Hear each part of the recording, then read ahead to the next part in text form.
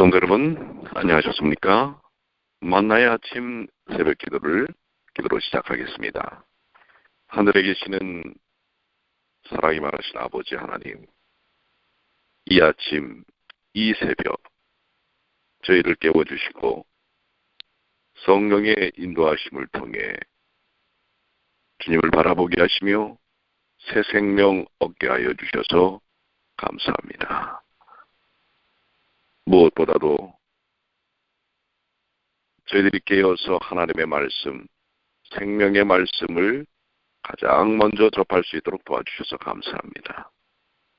저희의 생애에 생명의 은혜가 폭포수처럼 역사하는 귀한 삶이 되도록 도와주시옵소서.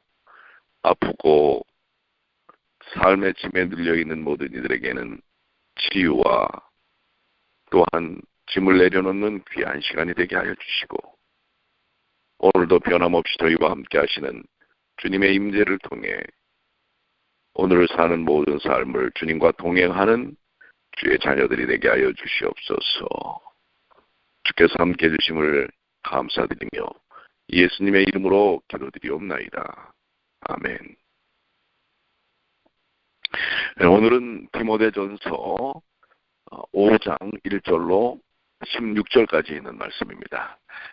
이것이 같은 내용을 전속해서 담고 있기 때문에 5장 1절로 16절까지 있는 말씀을 함께 보도록 하겠습니다.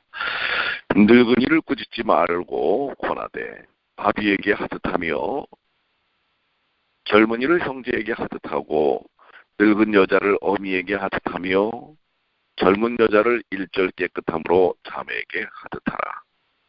참 과부인 과부를 경대하라.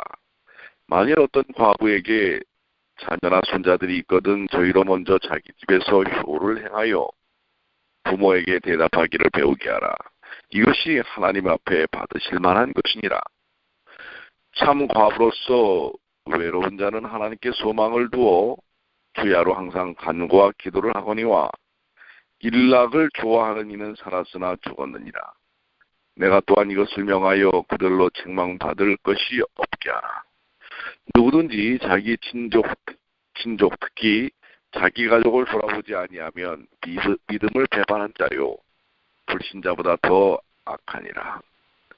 과부로 명부에 올릴 자는 나이 60이 덜 되지 아니하고 한 남편의 아내였던 자로서 선한 행실의 증거가 있어 혹은 자녀를 양육하며 혹 나그네를 대접하며 혹 성도들의 발을 씻기며 혹 환난 당한 자들을 구제하며 혹 모든 선한 일을 쫓은 자라야 할 것이요. 젊은 과부는 거절하라. 이는 정욕으로 그리스도를 배반할 때에 시집가고자 함이니 처음 믿음을 저버렸으므로 심판을 받느니라. 또 저희가 게으름을 익혀 집집에 돌아다니고 게으를 뿐 아니라 망령된 탐론을 하며 일을 만들며 마땅히 아니할 말을 하나니, 그러므로 젊은이는 시집가서 아이를 낳고 집을 다스리고 대적에게 회방할 기회를 조금도 주지 말기를 원하노라. 이미 사단에게 돌아간 자들도 있도다. 만일 믿는 여자에게 과부 친척이 있거든 자기가 도와주고 그 외로 짐지지 말게 하라. 이는 참 과부를 도와주게 하려 함이니라.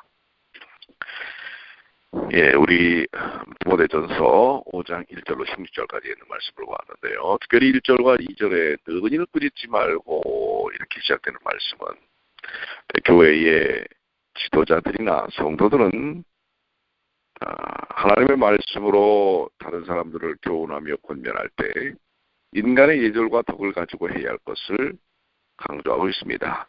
특히 나이 많은 남자 성도들에게는 꾸짖지 말고 자기 아버지에게 하듯이 하라고 권면하고 있습니다. 젊은 남자 성도들에게는 형제에게 하듯하고 나이 많은 여자 성도에게는 어머니에게 하듯하고 젊은 여자 성도에게는 자매에게 하듯하라.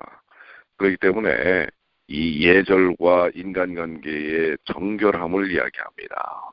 여기 깨끗함으로 자매에게 하듯하라라는 것은 젊은 여자들을 어떻게 대해야 할 것인가, 내 형제 자매처럼 되어야 한다고 하는 것입니다. 그것을 이성적인 대상으로 부적절한 입장에 접근해서는 안 된다고 하는 것을 이야기하고 있습니다. 특히 교회 봉사자들은 젊은 여성도들에 대해 깨끗하고 덕스럽게 처신해야 합니다. 그렇기 때문에 함부로 그 가벼운 농담이나 어떤 그 성적 수치심을 줄 수 있는 그런 접근들은 해서는 안 될 것이라고 하는 것이죠. 하나님의 구원의 진리는 사람을 사람다워지게 하는 것이지 결코 사람으로 비상식적이고 예절없게 만드는 것이 아닙니다. 그러므로 모든 성도들, 특히 교회에서 두드러지게 일을 하는 사람들은 예절 있고 덕스러운 인격자가 되어야 하고, 가르치는 일을 하는 사람들도 높은 마음을 가지고 자신을 높이는 그런 자세가 아니라 항상 겸손하게 그리고 예절 있게 말하며 행동해야 하는 것입니다. 자, 3절부터 16절까지는 과부를 어떻게 대해야 할 것인가 라고 하는 부분을 이야기하고 있습니다. 여기 참 과부란 나이가 60세가 넘은 과부로서 그를 돌볼 자녀나 친척이 없는 자를 가리킵니다. 우리 교회에도 그런 분들이 여러 분 계시죠.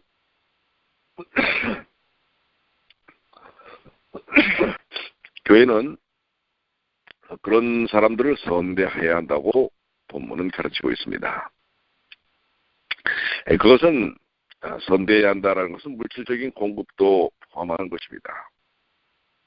그래서 어렵고 연약한 가운데 있는 이들, 특별히 가난한 자들을 구제하는 이나 병 환자들을 돌보는 일을 도왔을 그러한 과부들을 향해서 교회가 상당한 관심과 애정을 가져야 할 것을 이야기하고 있습니다. 자, 4절. 만일 어떤 과부에게 손자나 자녀들이 있거든 저희로 먼저 가서 집에서 효를 행하며. 자, 자기 집에서 효를 행하라라는 이 말씀은 자기 집에서 부모를 공경하라라는 뜻입니다. 참으로 하나님을 두려워하며 믿고 순종하는 사람은 의와 선을 실천할 것입니다. 만일 어떤 과부에게 자녀나 손자가 있으면 저희로 먼저 자기 집의 부모를 공경하여 보답하기를 배우게 하라고 말씀하고 있습니다. 성경은 효를 중요한 덕으로 가르칩니다. 자녀가 부모에게 효도하는 것은 마땅한 보답이며 하나님 앞에서 받으실 만한 일입니다. 자녀들은 마땅히 집에서부터 주의 뜻을 실천하는 것을 배워야 합니다. 그렇지요. 효야말로 인간 도리의 가장 기본이 아니겠습니까? 5절과 6절입니다. 참 과부로서 외로운 자는 하나님께 소망을 두어 주야로 항상 간구와 기도를 하거니와 일락을 좋아하는 이는 살았으나 죽었느니라. 과부에도 두 종류의 과부가 있습니다. 한 종류는 하나님께 온전한 소망을 두고 주야로 항상 기도와 간구하는 그런 과부고, 이러한 과부는 육신적으로는 외롭지만 영적으로는 하나님과 늘 교제하고 은혜 풍성한 삶을 사는 사람들입니다. 또한 다른 종류의 과부는 그런 과부는 하나님께 소망을 두는 대신에 육신의 쾌락을 쫓는 자입니다. 여기 일락을 좋아하는 것이라는 것은 바로 이 육신의 쾌락을 따라 사는 것을 말하는 것입니다. 이러한 사람들은 살았으나 죽었느니라 라고 하는 것입니다. 영적인 생명을 갖지 못한 과부라고 하는 것입니다. 자, 우리에게 처해진 환경과 상황이 어려울지라도 그것에 대하여 반응하는 것이 이렇게 다릅니다. 어떤 사람은 그 어려움을 능히 믿음으로 영적인 더 깊이와 넓이를 넓혀가는 사람이 있는가 하면 어떤 사람은 오히려 세속적으로 그것을 풀어가려고 하는 태도를 갖는 것입니다. 그 결과는 극명하게 다르지요. 7절입니다. 내가 또한 이것을 명하여 그들로 책망받을 것이 없게 하라. 이 모든 것들이 성도들에게 교훈이 되어야 한다고 하는 것입니다. 구원받는 우리는 육신에 치우쳐 세상의 헛된 쾌락을 구하며 살 사람들이 아니고 하나님을 바라며 하늘을 소망하고 말씀과 기도로 살아야 할 것을 말씀하고 있는 것입니다. 8절 누구든지 자기 친족들 특히 자기 가족을 돌아보지 아니하면 믿음을 배반하는 자요 불신자보다 더 악하니라. 예, 이것은 아주 중요한 교훈입니다.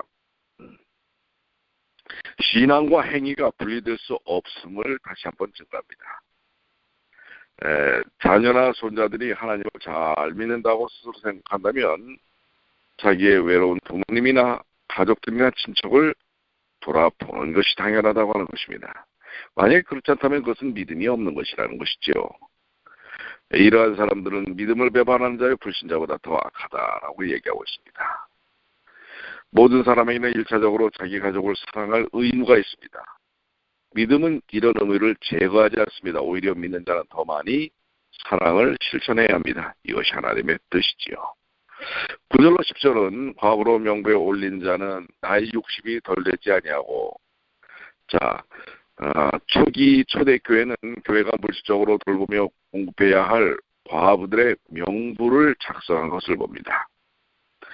교회의 과부의 명부에 올릴 자는 적어도 3가지 자격 요건을 갖춰야 합니다. 그 첫 번째는 나이가 60세 이상이 되어야 합니다. 60세라는 나이는 그들이 경제적으로 스스로를 공급하기 어렵고 또한 재혼할 만한 나이가 아니었던 것으로 그 당시 초대교회 당시는 인식을 했던 것으로 보입니다. 둘째로 그는 한 남편의 아내였던 자여야 합니다. 여기서는 한 남편의 아내라는 표현은 합법적이지 않게 이혼하고 재혼한 자들을 제외하는 말일 것입니다. 60세가 되기 전에 한 남편의 아내였던 자라면 성실한 삶을 살아온 사람이라고 보는 것입니다. 셋째로 그는 선한 행실의 증거가 있는 자라야 한다라고 합니다. 예를 들어서 자녀들을 양육한 것, 나그네들을 대접한 것, 성도들의 발을 씻긴 것, 환난당한 자를 구제한 일이나 모든 선한 일을 부지런히 쫓는 그런 이들을 이 과부의 명부에 올리라고 하는 것입니다. 명부에 올리는 이유는 그들을 온 성도들이 돕고 또 잘 서포트하기 위함입니다. 11절에는 젊은 과부는 거절하라라고 하는데요. 여기 젊은 과부는 거절하라고 한 본문의 말씀, 젊은 과부는 나이가 60세가 되지 못한 과부들을 가리킵니다. 그들은 과부의 명부에 올리지 말아야 할 이유를 재혼할 수 있다고 그 당시에 인식은 그렇게 가졌던 것을 볼 수가 있습니다. 그렇기 때문에 재혼을 하거나 그러한 새 삶을 사는 것, 그렇기 때문에 과부의 명부에 올려서 지원을 받을 이유가 없지요.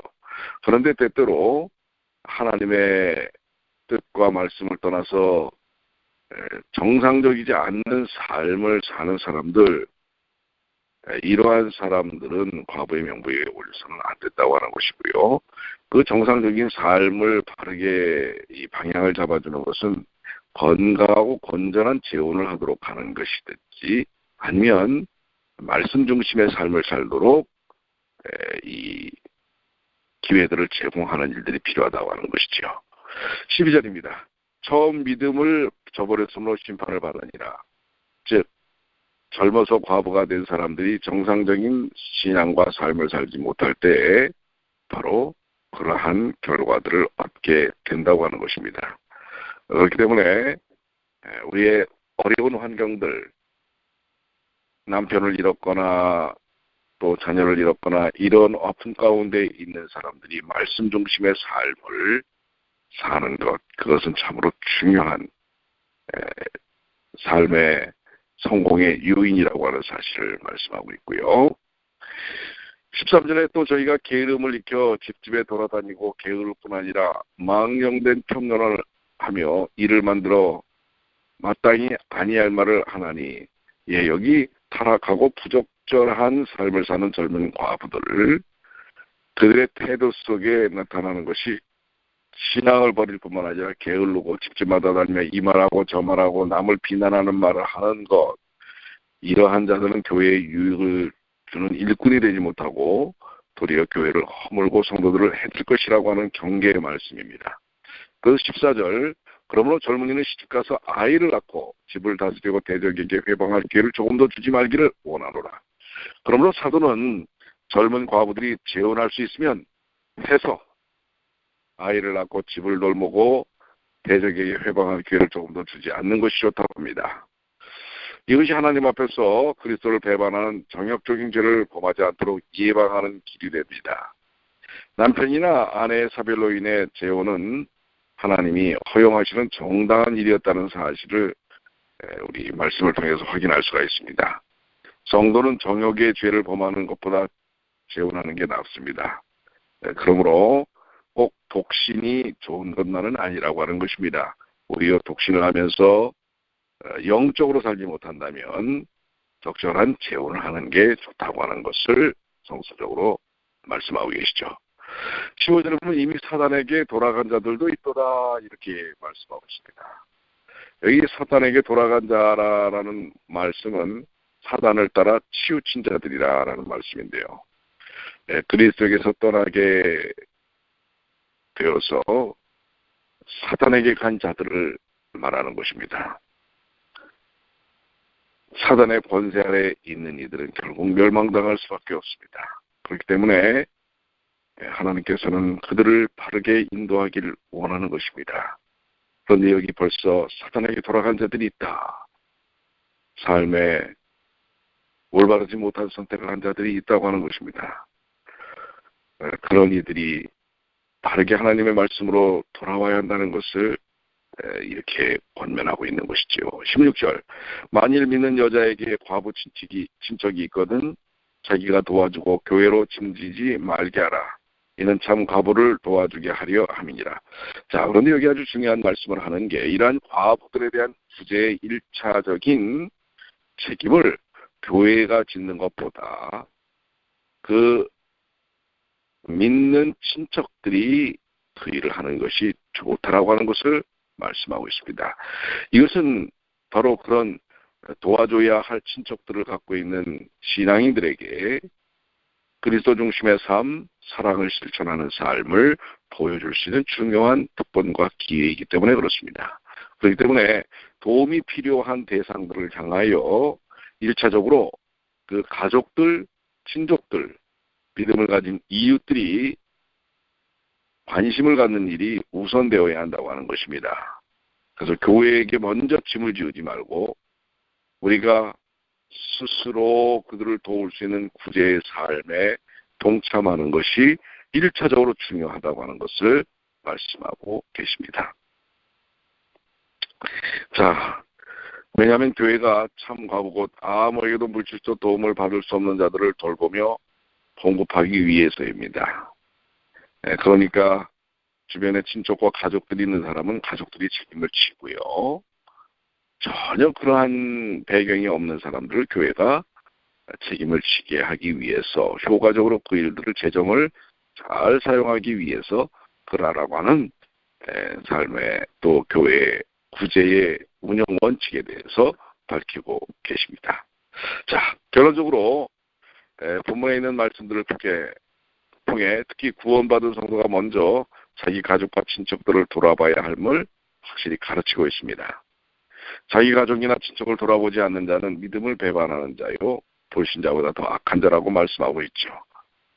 오늘 본문의 또 하나의 중요한 교훈은 사람이 처음 믿은 대로 하나님만 소망하고 그분의 뜻대로 경건하고 거룩하게 살아야지 세상의 향락이나 육신의 쾌락을 추구하며 살아서는 안 된다는 사실입니다.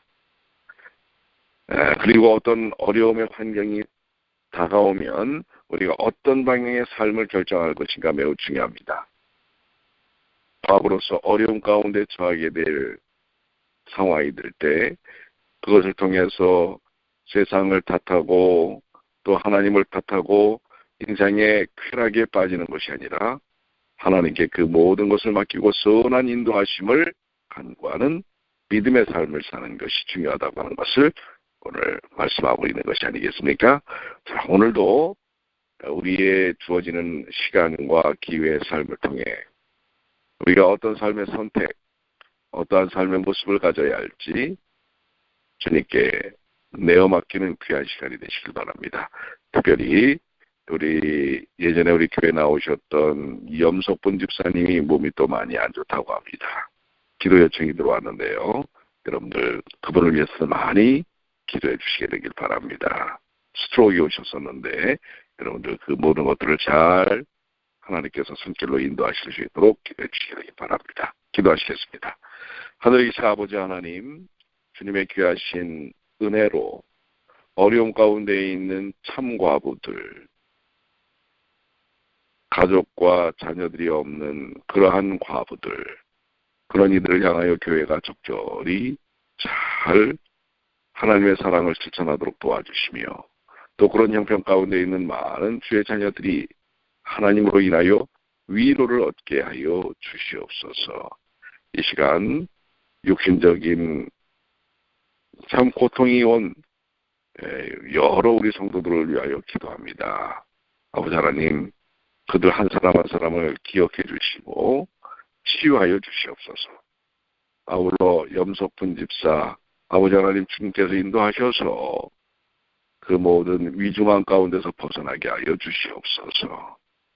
오늘도 주님께서 저희와 함께 하심을 믿습니다. 주님과 동행하는 귀한 삶을 이루도록 인도해 주시옵소서. 세상 가운데서 승리케 하여 주시옵소서.